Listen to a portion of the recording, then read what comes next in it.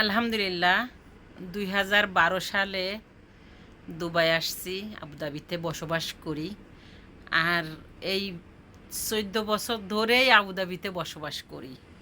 তবে কখনো রাস্তা পার হতে গেলে বা কখনো কোনো কারণে কোনো ফাইন খাই নাই, জরিমানা হয় নাই। তো এবারে এই প্রথমবার আমি ২৭০ দ্রাম, অর্থাৎ বাংলার প্রায় ৯,০০০ টাকা ফাইন খেলাম। তো আজ ১৪ বছর প্রবাস করি, কিন্তু কখনো আজ পর্যন্ত ফাইন খাই নাই, গলত কোনো কাজ করি নাই। এই প্রথমবার আমি ফাইন খেলাম। জানি না এটাকে কি বলবো।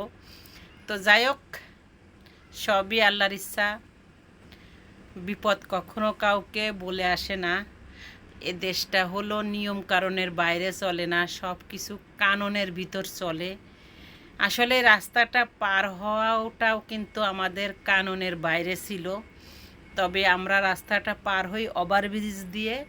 ওভারব্রিজে কাজ চলতেছে, যে কারণে রাস্তাটা পার হইছি হেঁটে, বড় রাস্তা। কিন্তু এটা তারা কিন্তু মানতেই পারতো যে ওভারব্রিজের কাজ চলতেছে, যে কারণে আমরা বাধ্যতামূলক ওদিক দিয়ে হাঁটে গেছি।